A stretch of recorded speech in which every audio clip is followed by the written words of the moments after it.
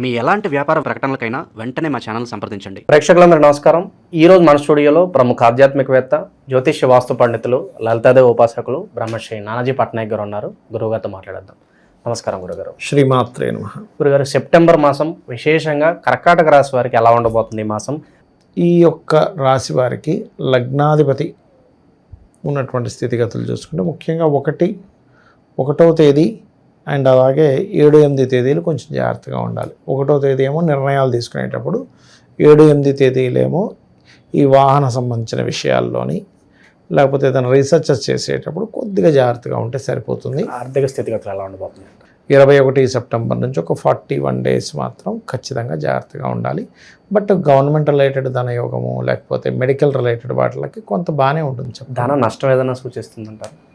3వ స్థానంలో ఓన్ హౌస్లోకి అంటే బుధుడు రవి వెళ్ళి కలుస్తున్నారు కాబట్టి మనకి 16-17 తేదీల నుంచి ఈ సెప్టెంబర్ మాసంలో ఇక్కడ ఇచ్చే రిజల్ట్ ఏమిటంటే ఏదైనా మీడియేటింగ్ ద్వారా ధనయోగం ఇస్తూ ఉంటాడు.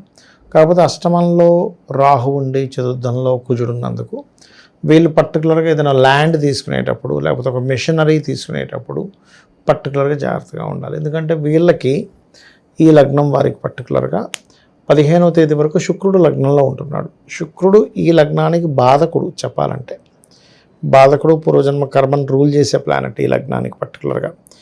శుక్రుడు ఎప్పుడైతే లగ్నంలో ఉండి 4వ అధిపతి 11వ అధిపతి వెళ్ళి కేతుతో కలుస్తుంటాడో ఇక్కడ వాహన సంబంధించిన విషయాలు ఏదైనా మిషనరీస్ ఆపరేట్ చేసేటప్పుడు ఈ విషయాలు ఈ అంశాల పట్ల కాస్త జాగ్రత్త వహించాలి. లేదా ఏదో ల్యాండ్ తక్కువగా వస్తుందని కొనుగోలు చేసేటప్పుడు పర్టికులర్గా ఈ జాగ్రత్త పడాలి. అయితే ఇందాక నేను చెప్పినట్టుగా 1వ తేదీ 7-8 తేదీలు నిర్ణయాలు తీసుకునేటప్పుడు పర్టికులర్గా 1వ తేదీ అయితే 1-2 తేదీలు మాత్రం ముఖ్యంగా నిర్ణయాల విషయాలు జాగ్రత్తగా ఉండాలి. అండ్ వివాహ సంబంధించినటువంటి విషయాలు గట్రా చూసుకున్నట్లయితే ఇక్కడ అష్టమ స్థానం వైపే సప్తమాధిపతి భాగ్యంలో ఉండి వక్రించి అష్టమ స్థానం వైపే తన యొక్క గోచార సంచారం వెనక్కి వస్తుంది. కాబట్టి దీనివల్ల ఏమిటి పర్టికులర్గా చూసుకున్నట్లయితే ఇక్కడ వివాహ సంబంధించినటువంటి విషయంలో తొందరపాటు నిర్ణయాలు పనికిరావు. ఎందుకంటే గ్రహణం చూడడానికి అష్టమంలో పడుతుంది కానీ సప్తమాధిపతి వచ్చి పడుతున్నాడు కదా. సో అందుకనేంటి ఒక్కొక్కసారి కుటుంబ సభ్యుల ఒత్తిడి వల్ల లేకపోతే అవతల వాళ్ళకి మనం ఏం మొహమాటంగా ఏం చెప్తామనో అనే దీంట్లో కొంచెం తొందరపడి వివాహానికి ఒప్పుకోవడం ఇట్లాంటివి జరుగుతాయి. ఈ విషయాలు ఖచ్చితంగా అవాయిడ్ చేయాలి వీళ్ళు. ఇక దశమాధిపతి 4లో ఉన్నందుకు వర్క్ ఫ్రమ్ హోమ్ అంటుంటారు చూసారా, విదేశీ కంపెనీల్లో నుంచి వర్క్ ఫ్రమ్ హోమ్ అనేటువంటిది వీళ్ళకి సిద్ధిస్తుంది చెప్పాలంటే. బికాజ్ ఆఫ్ 10th లార్డ్ అయ్యాడు కుజుడు, 4వ స్థానంలో ఉన్నాడు అంటే వృత్తికారకుడు ఇంటి స్థానంలో వచ్చి కూర్చున్నాడు. కాబట్టి అది కూడా ఏంటి, ఎప్పుడైతే మనకి అక్కడ ఉండేటువంటి కుజుడు కోణస్థానంలో రాహుతో కనెక్టివిటీ పెట్టుకుంటాడు. రాహు విదేశాలకు కారకుడు కాబట్టి ఇక్కడ ఉంటూ విదేశీ కంపెనీల్లో ఇక్కడ నుంచి జాబ్ చేసేటువంటి ఆపర్చునిటీస్ ఎక్కువగా పెరుగుతాయి వీరికి, కర్కాటకం వారికి. కొన్ని శుభకార్యాలు శుభ సంబంధించిన అంటే ఇప్పుడు చూడండి ఒక్కోసారి ఏదైనా టెంపుల్లో ఏదైనా ఇవి జరుగుతూ ఉంటాయి. అటువంటి విషయాల్లో అనుకూలత ఇవి బలంగా చూపిస్తుంది చెప్పాలంటే వీరికి చూసుకున్నట్లయితే. అది ఇక ప్రత్యేకంగా మాకంటూ మంచి పేరు గుర్తింపు సమాజంలో ఉండాలనుకునే వాళ్ళకి ఎలా ఉంటుంది? అవకాశాల పరంగా కూడా ఎలా ఉండబోతుంది? బాగానే ఉంటుందండి చెప్పాలంటే. ఎందుకంటే ఇక్కడ గమనించుకున్నట్లయితే వీరికి పర్టికులర్గా అంటే ఈ యొక్క రాశి వారికి పేరు ప్రఖ్యాతలు రావడం కానివ్వండి, ఇవన్నీ అంటే ఎప్పుడైతే మనకి 12లో ఉండే ఒక గ్రహము 3లోకి రవి బుధుడితో పాటు కలిసి మారడము ఇవన్నీ కూడా ఏంటంటే మంచి ఫలితాలు ఇస్తాయి. దాని గురించి పెద్దగా టెన్షన్ పడాల్సిన అవసరం ఏమీ లేదు చెప్పాలంటే. అదొకటి బాగుంది. అండ్ అట్లాగే ఇంకోటి ఏంటంటే ఇక్కడ గమనించుకున్నట్లయితే ఈ గ్రహణ ప్రభావం కూడా మనం ఇందాక అనుకున్నట్టుగా కొంచెం అంటే చీకట్లో వెళ్ళేటప్పుడు అంటే ఒక్కోసారి ఏదైనా ప్రాంతంలో లాంగ్ జర్నీ చేసేటప్పుడు ఎందుకంటే 9లో శని వక్రించున్నాడు కదా, ఈ లాంగ్ జర్నీ చేసేటప్పుడు అది కొంత జాగ్రత్త వహించాలి చెప్పాలంటే. అది ఇక వీళ్ళు ఎక్కువగా ఆరాధించవలసిన దేవతా స్వరూపం కూడా ఎక్కువగా వీళ్ళు అమ్మవారి యొక్క ఆరాధన, స్కందుని యొక్క ఆరాధన చేయడం చాలా మంచిది. సంతానాన్ని విదేశాలకు పంపించాలనుకునేటువంటి ప్రయత్నం కూడా ఫలిస్తుంది. పంచమాధిపతి 4లో ఉన్నాడు కదండి.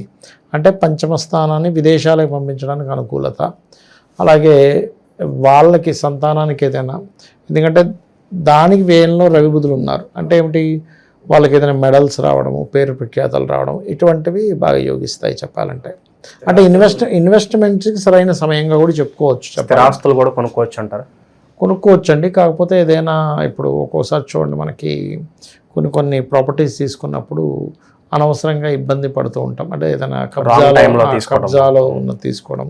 కాకపోతే జనరల్గా గోల్డ్ మీద ఇన్వెస్ట్మెంట్కి అండ్ వేరే ఇతర వాటి మీద ఇన్వెస్ట్మెంట్కి అయితే మంచి సమయమే. కాకపోతే ఇక్కడ ఏంటంటే తాతగా రాస్తే ఏదైనా తీసుకునే విషయంలో, ఎందుకంటే అష్టమ స్థానంలో గ్రహణం పట్టబోతుంది కదా, ఆ విషయంలో మాత్రం కొద్దిగా జాగ్రత్తగా ఉండాలి. స్థిరాస్తులు శుభకార్యాలు కావచ్చు, విందులు వినోదాలు, వీటి పరిస్థితి ఎలా ఉండబోతుంది వీళ్ళకి? బాగానే ఉంటుందండి చెప్పాలంటే. ఈ విషయంలో బాగానే ఉంటుంది. బిందులు వినోదాలు ఈ విషయంలో బాగానే ఉంటుంది. No need to worry. నిరుద్యోగులు ఎంతకాలం వెయిట్ చేయాలంటారు ఉద్యోగం రావడానికి? నిరుద్యోగులు చూసుకున్నట్లయితే పర్టికులర్గా వీరు దశమ స్థానాన్ని దశమాధిపతి వీక్షించుకుంటున్నాడు కాబట్టి వీళ్ళు ఎక్కువగా శుక్రవారము మంగళవారము ప్రయత్నం చేస్తే కుదురుతుందని కూడా చెప్పొచ్చు మనం. ఎందుకంటే ఇక్కడ అంటే నార్మల్గా ఏంటంటేనంటే సాఫ్ట్వేర్ ఉద్యోగస్తులకి ఈ గ్రహస్థితి మంచిదే చెప్పాలంటే. బికాజ్ ఆఫ్ దశమాధిపతి 4లో ఉంటూ రాహుని చూస్తున్నాడు కదా, అందుకని. భూములు కొనుగోలు చేయాలనుకున్న వాళ్ళకి ఇది రైట్ టైమే అంటారా? ఇంకా రియల్ ఎస్టేట్లో పెట్టుబడులు పెట్టడానికి కావచ్చు, స్టాక్ మార్కెట్లో పెట్టుబడులు పెట్టడానికి కావచ్చు.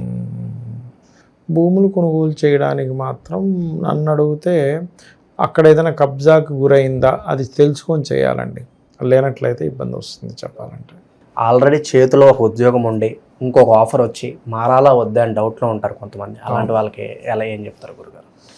నన్ను అడిగితే మారతారని చెప్తాను. ఎందుకంటే ఇప్పుడు దశమాధిపతి వచ్చి చర్రాశుల్లో కూర్చున్నాడు.